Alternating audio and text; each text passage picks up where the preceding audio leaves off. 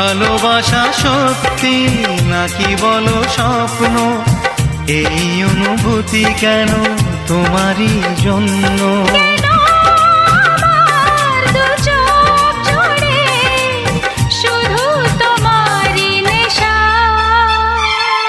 এ ভালো লাগা কাছে আসা,